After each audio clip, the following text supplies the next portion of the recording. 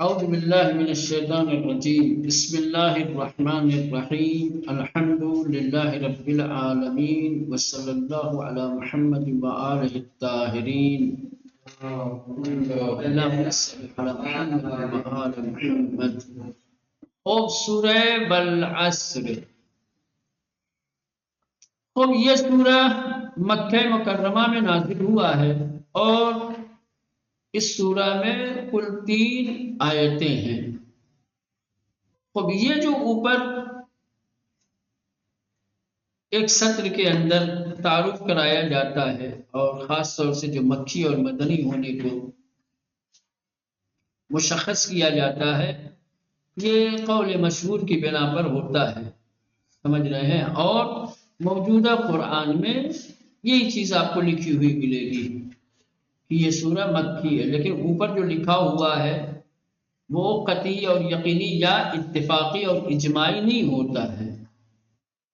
تفصیلات میں آپ جائیں گے تو تفصیلات میں آپ کو پتہ چلے گا کہ اس کے مخالف بھی مفسرین کی رائے ہے یا نہیں. جی کچھ لوگوں نے اس کے علاوہ مدنی بھی مانا ہے یا نہیں، یا اگر مدنی مشخص کر دیا گیا ہے اوپر تو اس کا مطلب یہ نہیں کہ اب کوئی اس کو مکی نہیں مانتا. ہو سکتا ہے کہ کچھ مفسرین اس سورہ کے مکی ہونے کے بھی قائل ہوں.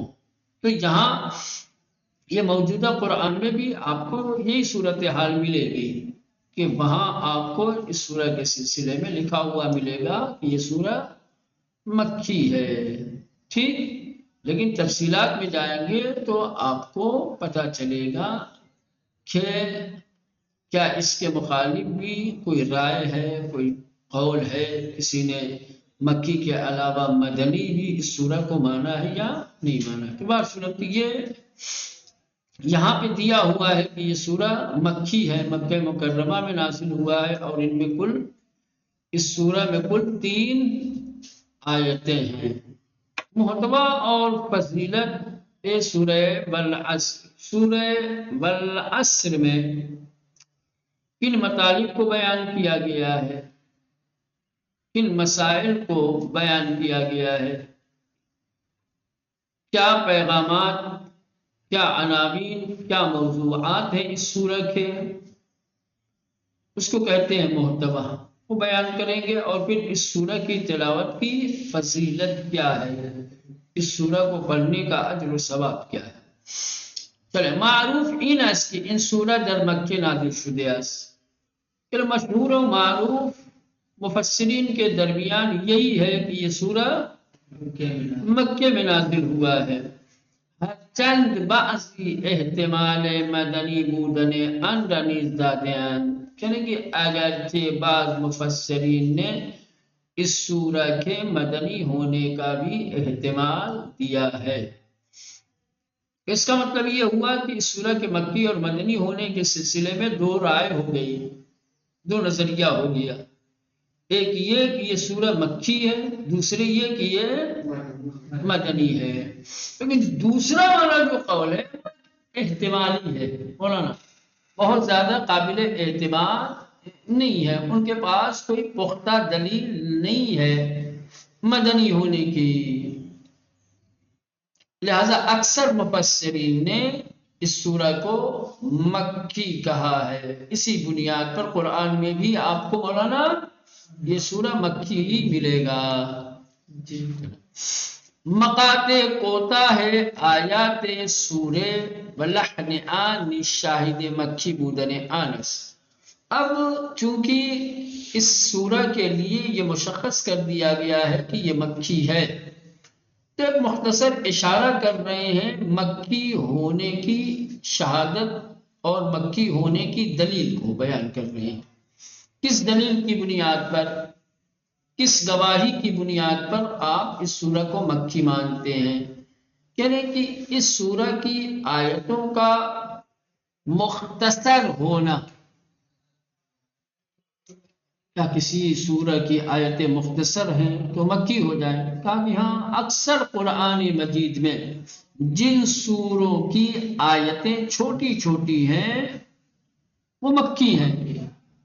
مکی سوروں کی خصوصیات اور امتیازات میں سے ایک خصوصیت، ایک امتیاز یہ ہے کہ مکے میں نازل ہونے والے سوروں کی آیتیں کیا ہے مولانا؟ مختصر ہیں، کوتا ہے۔ اس سورہ کی آیتیں بھی مختصر کوتا ہے۔ تو آیتوں کا مختصر ہونا، کوتا ہونا، یہ ایک شاہد ہے اس سورہ کے مکی ہونے۔ دوسرے لحن جو ہے قسم والا، اس سورہ کی ابتدا کس سے ہوتی ہے؟ قسم سے، والعصر۔ اکثر قسمیں جن سوروں میں آپ کو نظر آئے گی وہ سورہ مکی ہیں۔ مکی سوروں کی ایک خاصیت یہ ہے کہ ان سوروں کا جو لحن و لہجہ ہے وہ قسم والا ہے۔ چونکہ اس سورہ کی ابتدا بھی، اس سورہ کا لحن بھی قسم والا ہے، اس سورہ کی ابتدا قسم کے ذریعے سے ہے، تو یہ ایک دوسرا شاہد ہے، یہ دوسرا گواہ ہے سورہ کے مکی ہونے کی۔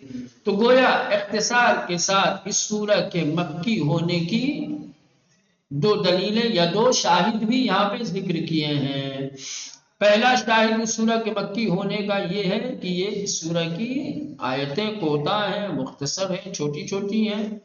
دوسرے یہ کہ اس سورہ کا جو لحن و لہجہ ہے وہ مکی سوروں کے لحن و لہجے جیسا ہے، یعنی قسم والا لہجہ ہے۔ اس سورہ کی ابتدا قسم کے ذریعے سے ہوئی ہے اور قسم آپ کو مکی سوروں میں ملے گی، تو اس سورہ میں قسم کا ہونا اس سورہ کے مکی ہونے کی ایک دلیل ہے، ایک شاہد ہے۔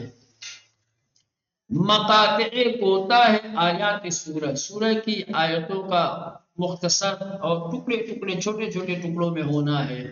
بلحن آن، اور اس سورہ کا جو لحن ہے، جو لہجہ ہے، وہ بھی شاہد مکی بودنیان، اس سورہ کے مکی ہونے کے گواہ ہیں۔ ٹھیک مولانا؟ چلیں، بہرحال جامعیت ان سورے بحدیث به گفته بعضی از مفسران تمام علوم و مقاصد قرآن در این سوره خلاصه شده است۔ مولانا بہرصورت مکی اور مدنی میں زیادہ مت الجھیے، چاہے سورہ مکی ہو یا مدنی ہو، یہ سورہ اپنے آپ میں کمال کی جامعیت رکھتا ہے۔ یہ اتنا جامع اور اتنا کامل سورہ ہے کہ اس مختصر سے سورہ کے اندر تمام علوم اور مقاصد قرآن کو اکٹھا کر دیا گیا ہے، سمو دیا گیا ہے۔ بعض مفسرین کا کہنا یہ ہے کہ یہ سورہ اتنا کامل و جامع ہے کہ قرآن کے تمام علوم و مقاصد و پیغامات کو اس سورہ کے اندر سمو دیا گیا ہے، سمیٹ دیا گیا ہے۔ یعنی یہ سورہ گویا اپنے آپ میں پورا قرآن رکھتا ہے۔ مولانا اس سورہ کی 3 آیتیں قرآن کے تمام علوم کو بیان کرتی ہیں، قرآن کے تمام مقاصد اور اہداف کو اپنے دامن میں لیے ہوئے ہیں۔ اتنی جامع ابھی کہ یہ کیسے ہو سکتا ہے کہ 3 آیتوں کے اندر پورا قرآن جب ایک نقطے میں آ سکتا ہے تو یہ تو 3 آیتیں ہیں جی، بسم اللہ میں آ سکتی، بائے بسم اللہ میں جب آ سکتا ہے پورا قرآن، تو 3 آیتوں میں قدرت کا کلام ہے، کسی انسان کا کلام تھوڑی ہے کہ وہ بڑی بات کو مختصر عبارت میں بیان کرنے سے قاصر ہو۔ اس سورہ کی 3 آیتیں مکمل قرآن ہے، قرآن کے تمام اہداف و مقاصد اسی 3 آیتوں کے اندر ہیں۔ بہرحال جامعیت ان سورہ، اس سورہ کی جو جامعیت ہے، اس سورہ کا جو کمال ہے، بحدیث اس حد تک ہے کہ بگفت بعض از مفسران، کہ بعض مفسرین کے قول کے مطابق تمام علوم و مقاصد قرآن کے تمام اہداف و مقاصد اور علوم در ان سورہ خلاصے شدہ است، اس سورہ میں خلاصہ کر دیا گیا ہے، سب کا نچوڑ اسی سورہ میں رکھ دیا گیا ہے۔ وہ بعبارت دیگر، اب ہم اپنی بات کو دوسرے لفظوں میں آپ کو سمجھا رہے ہیں ان سورہ در عین کوتاہ بودن، یہ سورہ مختصر ہونے کے باوجود برنامے جامع و کاملی برائے سعادت انسان کی سعادت، خوشبختی اور اس کی نجات کے لیے ایک کامل اور جامع نظام الاوقات برنامہ تنظیم و ارائے نمودیہ تنظیم کیا ہے اور پیش کیا ہے۔ اس سورہ نے باوجود کہ مختصر ہے، انسان کی سعادت کا ایک مکمل اور جامع نظام اور برنامہ نظم کے ساتھ پیش کیا ہے۔ ٹھیک، گویا اس سورہ نے جو انسان سعادت مند بننا چاہتا ہے، جو انسان کامیاب انسان بننا چاہتا ہے، وہ اس سورہ کے پیش کردہ برنامے کے اوپر عمل کرے، سعادت مند اور کامیاب انسان بن جائے گا۔ انسان کی سعادت کے لیے جن چیزوں کی ضرورت ہے، انسان کی سعادت جن چیزوں پر منحصر ہے، وہ تمام چیزیں اس سورہ میں بیان کر دی گئی ہیں۔ نخست از سوگند پرمعنی بعصر شروع می شود۔ اس سورہ کا آغاز کہاں سے ہوتا ہے مولانا؟ والعصر، والعصر جیسے پرمعنی لفظ سے یا قسم سے اس سورہ کا آغاز ہوتا ہے کہ تفسیر آندہ بزودی خواہید دید۔ اب یہ والعصر کی تفسیر انشاءاللہ آپ عنقریب دیکھیں گے۔ ابھی صرف اشارہ کر رہے ہیں، بتا رہے ہیں کہ اس سورہ کی ابتدا کس سے ہوئی ہے۔ اس سورہ کی ابتدا والعصر جیسی پرمعنی قسم کے ذریعے سے ہوتی ہے۔ سپس سخن از زیانکار بودن ہمیں انسان ہاں کی در طبیعت زندگی یہ تدریجی نہفتہ اس میان آبر۔ اس کے بعد تمام انسانوں کے خسارے اور نقصان کی بات کی گئی ہے کہ جو انسان کی تدریجی زندگی کی طبیعت میں پوشیدہ ہے، تمام لوگوں کے خسارہ اٹھانے اور نقصان کی اور ان کے زیان کی بات کی گئی ہے کہ جو خسارہ اور زیان انسان کی تدریجی زندگی کی طبیعت میں پوشیدہ ہے۔ اس کو بیان کیا کہ ہر انسان خسارے میں، ان الانسان لفی خسر، تمام انسانوں کے خسارے اور گھاٹے کی بات کہی گئی۔ کہا گیا کہ یہ خسارہ اور یہ نقصان انسان کی طبیعت میں پوشیدہ ہے۔ اس کے بعد ایک گروہ کو، ان تمام انسانوں سے کہ جو خسارے والے ہیں، ان کو الگ کر لیا گیا ہے، ان کو بتایا گیا ہے اور کہا گیا ہے کہ یہ ایک گروہ کہ جو خسارے اور نقصان سے محفوظ ہے، ان کے پاس 4 اہم برنامے ہیں، 4 اہم چیزیں ہیں کہ جن کے اوپر عمل کرنے کی وجہ سے یہ لوگ خسارے سے بچے ہوئے ہیں، محفوظ ہیں۔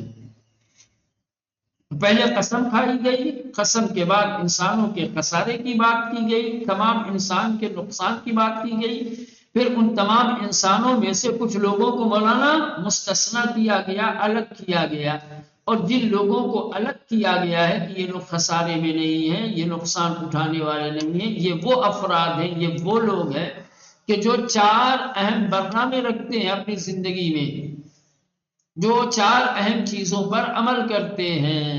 وہ 4 چیزیں کیا ہیں؟ وہ نیچے آئیں گی۔ بات فقط یک گرورا از ان اصل، کیا لکھا ہوا ہے بیٹا تم لوگوں میں؟ ہاں، کلی جدا می کند۔ ہاں، اس کے بعد تیسری آیت میں الا الذین آمنوا سے ایک گروہ کو اس اصل کلی سے، اس قانون کلی سے، اس بنیادی قانون سے جدا کیا گیا ہے۔ اور جن لوگوں کو اس قانون کلی سے جدا کیا گیا ہے وہ لوگ دارائے برنامه 4 مادے زیر هستند.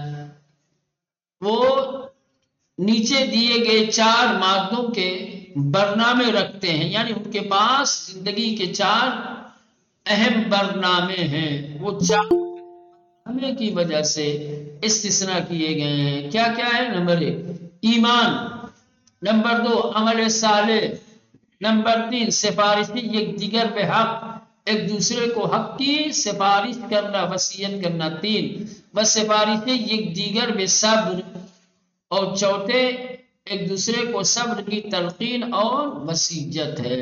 وَإِن 4 اصل، اور یہ جو 4 اصل ہیں ایمان، عمل صالح، حق کی وصیت اور صبر کی وصیت، یہ 4 اصل در واقع برنامہ اعتقادی و عملی و فردی و اجتماعی اسلام را در بر میگیرد یا در بر میگیرد. کہہ کہ حقیقت میں یہ جو 4 برنامے ہیں یہ اسلام کے اجتماعی، فردی، عملی اور اعتقادی برنامے کو اپنے آپ میں جگہ دیے ہوئے ہیں. یعنی یہ اسلام کے اعتقادی، عملی، فردی اور اجتماعی برنامے ہیں. اسلام نے انسانوں کو جو برنامے اور جو نظام زندگی دیے ہیں کہ ایک اعتقاد ہے، دوسرے عمل ہے، تیسرے ایک فردی ذمہ داریاں ہیں، اور چوتھے اجتماعی ذمہ داریاں ہیں. اور ان 4 ذمہ داریوں اور ان 4 فریضوں یا ان 4 برنامے کو اسلام نے انسانوں کو دیا ہے. اور وہ لوگ کہ جو خسارے سے الگ کیے گئے ہیں ان کے پاس یہی اسلام کے دیے ہوئے 4 اہم برنامے ہیں. انہی 4 برناموں کی وجہ سے وہ لوگ ممتاز ہیں اور خسارے والے گروہ سے کیا مولانا؟ مستثنا ہے، الگ کیے گئے ہیں. ٹھیک. اب یہاں سے اس سورہ کی تلاوت کی فضیلت. چلے وقت تمام ہو گیا ہے، معذرت کے ساتھ. انشاءاللہ اس سورہ کی تلاوت کی فضیلت اور اجر و ثواب کیا ہے کل پڑھیں گے انشاءاللہ.